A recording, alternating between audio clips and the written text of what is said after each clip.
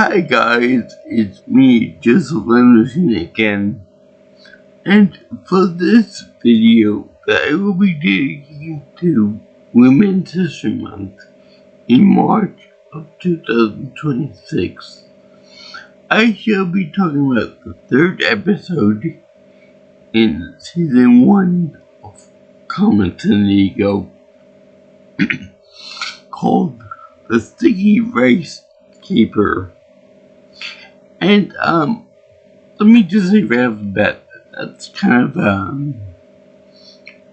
a bit of a misnomer, because in the end of the show, the rice that is featured in Indonesia is not actually taken for anything. It's like the rice in the field in Indonesia is actually saved by Carmen Sandiego. So that's kind of a bit of a misnomer. But anyway, this episode pulls up from when they were went sailing in the boat in the rivers Seine in Paris, France. And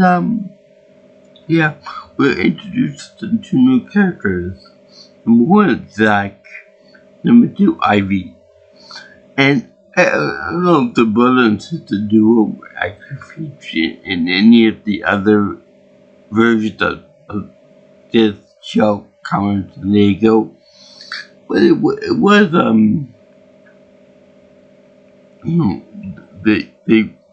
they're new to this at least. This is the first debut episode. You gotta say that these two are kind of annoying in both comedy and the settings of them. So there's Ivy, the sister, and she's more irritating than her brother is, because they both have an accent for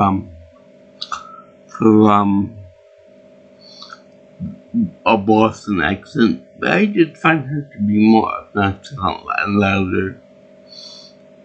The guy on the end is more annoying because he's more of a fantastic person and more into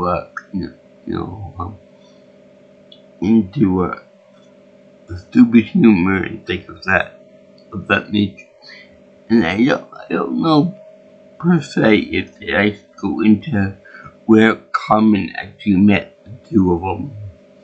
I think maybe in later episodes they'll get to that, but right now they're basically just a comedy duo of brothers and sisters that help out Carmen in all their anti-viral things.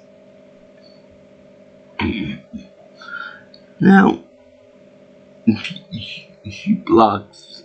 I blocked the pursuing Acme officers from going into the pursuing Carmen, and it's quite funny because the way the barge is set up is that it's perpendicular to the way the canal is set up. So I know how she sets it up to be perpendicular like that, to be a perfect blockage. I've seen videos and such where when a blockage does occur, the barge in question or the ship in question does it like a diagonally across the channel, not completely perpendicular to block it. So I don't care how that works out.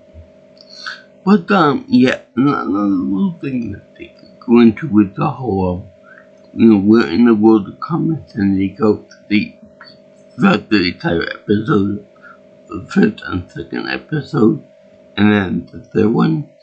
They also give little factoids about each and every country and place that they go to. For example, in this one they talk about Indonesia, where they fill in the audience with like important facts about crops, cultural identity, foods, things like that, which is very educational. Even to someone like me that doesn't know jack shit about Indonesia or any other country for that matter, pretty much. So it's a pretty good resource for such like that. So they talk about how there's massive rice exports, like I think they produced like 70 million pounds of rice, and that's a lot of rice. It's a staple food of the country as well. I'm sure China and Japan, among other East Asian countries.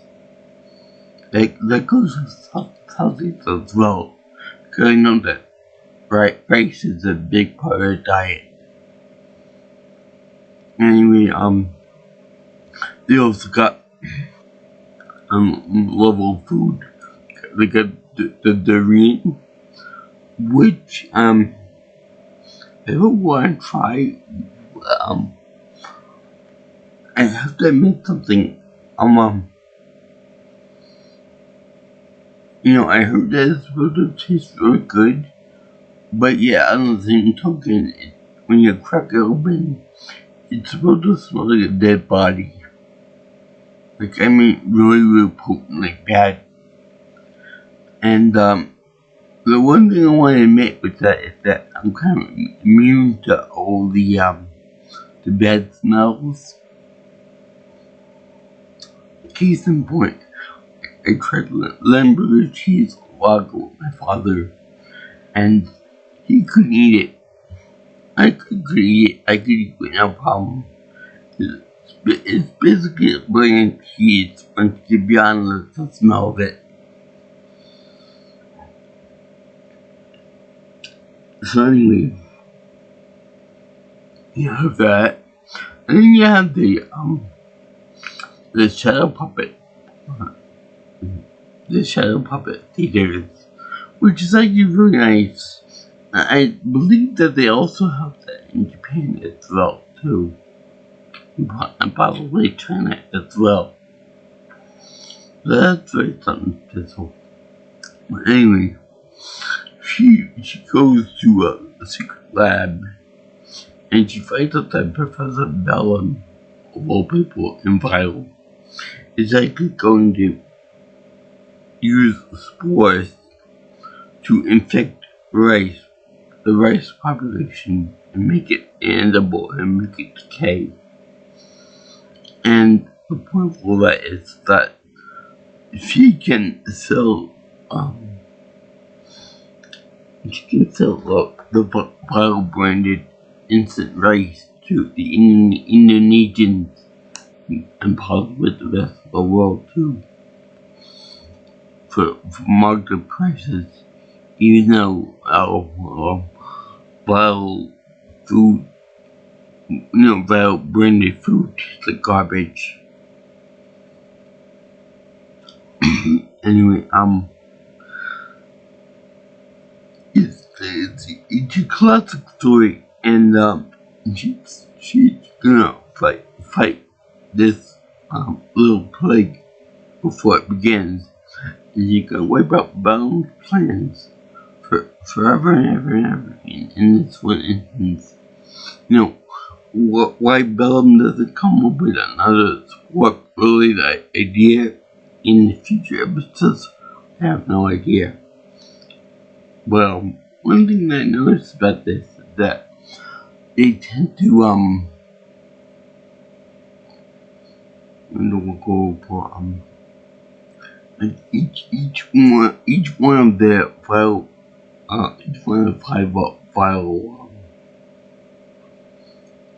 headmasters or head people over there, they only have one plan per episode. So this one, it happened to be Bellum. Cerebellum, sure. But in the next episode, it might be like Coach Brunt. Which, now that the Wikipedia, she may be a reference to somebody else from the Where in the World is Carmen, Sandiego, the acapella version of it. So in any case, you have that. And, let's see, yeah, in the next episode, it might be like Maelstrom or something about it, maybe Shadow Sun or something, which I found out it's also his full name, so it's Shadow Sun, not Shadow Sun, like the Japanese would say it. So anyway, we also find out that one of the top operatives is also in there, an evil, vile people that have to fight Carmen for these wars, for the raceless wars. And we get a very exciting truck action sequence, very much like another fedora-wearing hero called Indiana Jones. Yeah, it's weird that this is basically a female on female version of an Indiana Jones movie. And it was actually pretty funny too. She finds out that this master plan is to actually use these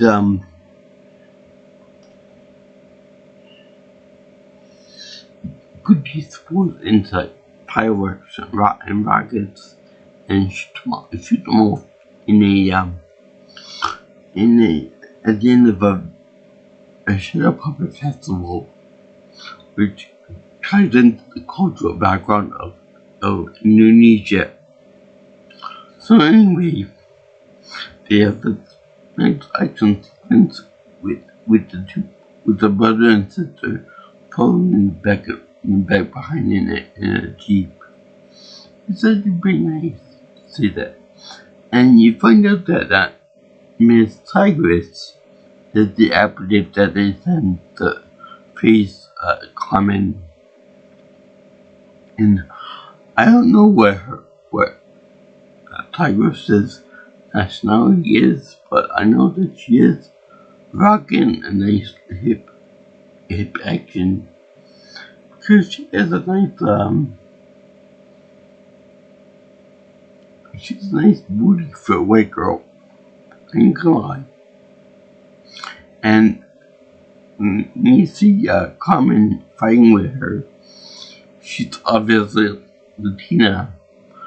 And in the cartoon, in the original show of it, her full name is Carmen Isabella Sandiego. So it's got some very deep Latina roots to that one. But anyway, this fight scene could actually be seen as a fan fiction. Two hot women duking it out. One cat themed, and the other one like Rougette themed, whatever her theme is supposed to be. So anyway, they show them in the back of the truck. Tigress dunks off the edge, kind of like a Matrix, kind of like in the Matrix Reloaded. And that's that. So then they checked out the Shadow Puppet show, and then they have to do another fight sequence. But this time they do it behind the screen that they use for the Shadow Puppets. And then you see the audience members watching the fight scene through the screen, seem like the two Shadow Puppets fighting it out.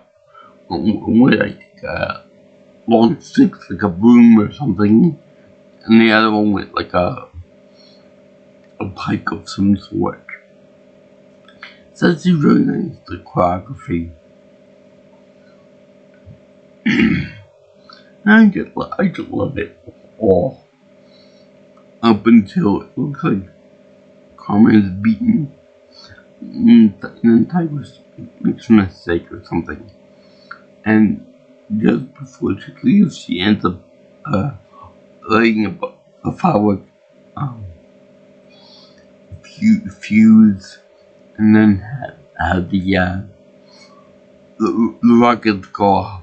But before the burning fuse reaches the fireworks with put on it, you see Zack and Ivy lift up the little platform box there, move it aside, and you see the real fireworks go off, the harmless ones. You see them go boom, boom, boom. It's so pretty. And during the fight sequence, you would think the audience members would say thumbs up, this is not part of the show. We are running for it. The bad guys are for it. Even the band members play as if nothing bad was happening. In the meantime, Crackle, or Graham Crackle, is freed from the Acme place, and Julie, the name of the female cop officer, and Chief Devno over there saying, no, we want to interrogate this person, but to clear the scruffy degenerates of this world bust them out and take them to Dr. Bellum and Professor Maelstrom. And it's funny because he said to them, he said, don't worry, this won't happen again, I will never be captured again. Because Maelstrom said then, failing the grades is forgivable, but what's unforgivable is that you were captured. Who knows what they could learn from you. So, he said, don't worry, it will never happen again. It will never happen again. I assure you. He says, yeah, I know that. We can assure you that it will never happen again.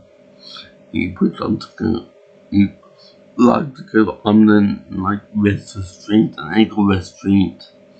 And then Bellum puts the weird visor on his head, the brainwash him into forgetting all his memories about Carmen and all that and stuff.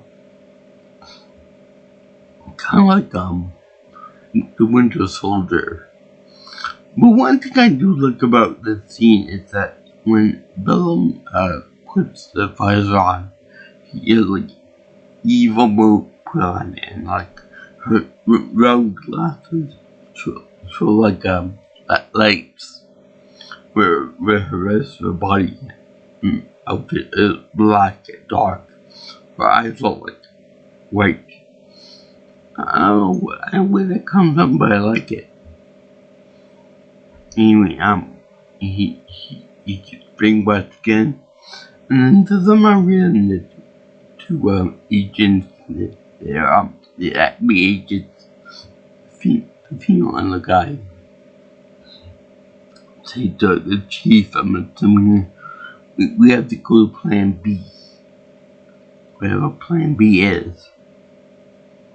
So anyway, I like this episode a lot because it shows important information about Indonesia. One thing, they don't really show what's gonna happen in the next episode.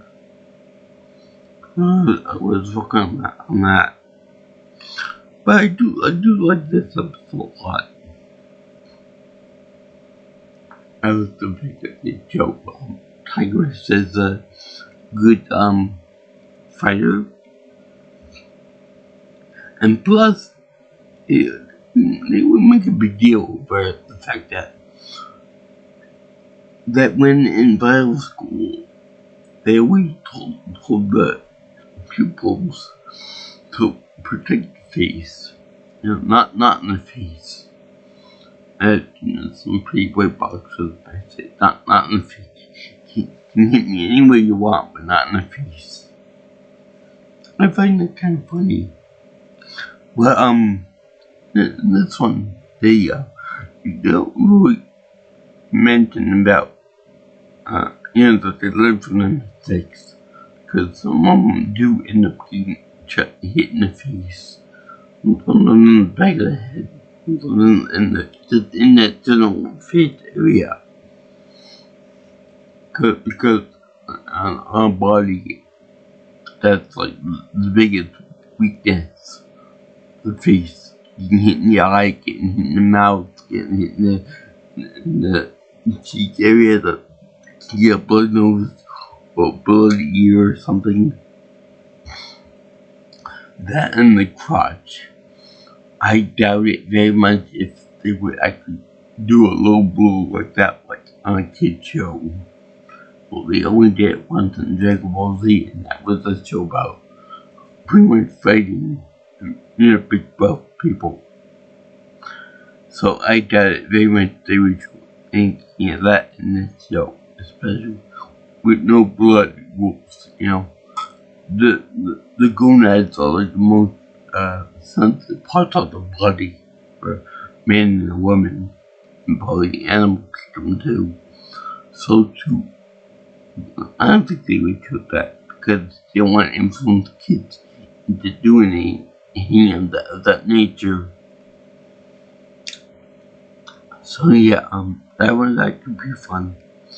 I can't wait to show the next big obstacle for Carmen Sandiego, like Pepper Star or anybody else for that matter. I'm seeing here. Yeah, I just like this show. I had what bird thought that that I been an inspiration for Goose Brunt. That and Miss Bellbreaker from the podcast.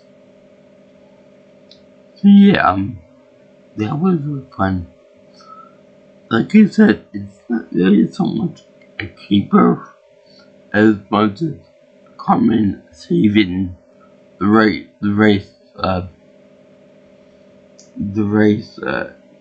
harvest.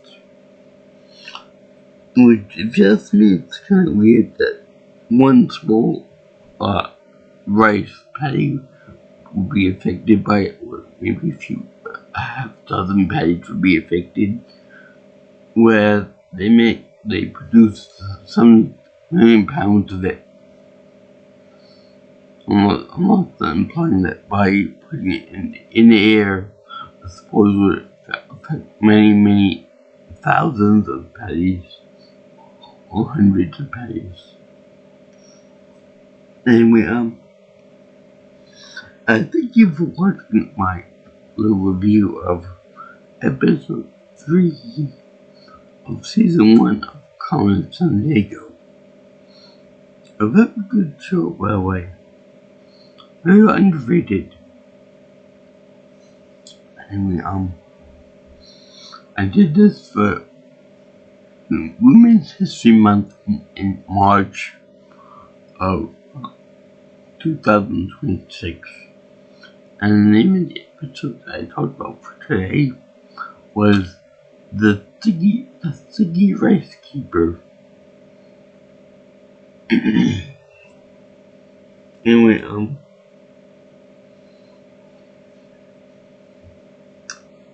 I give this episode one of these happy face seal approval because Carmen kicked butt. He got a butt kicked in the first one, the first fight with Tigress, aka Cena. But then she got her second wind and from the dazzling paper screen do a shadow puppet type thing with Tigress, which is pretty awesome. like we had to be fair, because in the first duel they had in the rocking pit, she broke her glasses and did big deal, like vision goggles, no big deal. When if you guys like what you see here and you want to hear more of my sound touch, you can always like, comment, share, and subscribe to my channel. You can also contact me for future information on my stuff by calling me or texting me at 631-707-3707. Or if you like, you can always comment on Twitter or X at P_Pro. Also, get me on my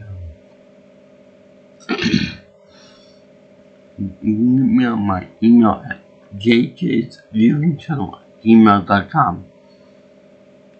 So I hope everyone likes the show. And when I like the thrillers, mystery, comedy, or geography, or learning about the world, in this case with Indonesia. But also, I should point out that this is the first episode in the series where it's actually available. You can watch the new theme song for Carmen, Sandiego, which is actually really fascinating, really fun, especially when you go, where in the world is Carmen, Sandiego, kind of like an ethereal voice. Well, showing like various pictures and animation of worldly. I think they have the Sahara Desert with a caravan of camels. They have one of them lion statues in China with coming out of its mouth, kind of like a callback to the first comments in the video game. And you have her crushing like a blue jewel, kind of like the Eye of Vishnu. So it's actually pretty nice and quick. Not as memorable as the acapella version. So yeah, peace out, my brothers and sisters. I'll see you in the next video. All you girls and guys in Internet Land. Sayonara, ciao ciao, arrivederci. So long.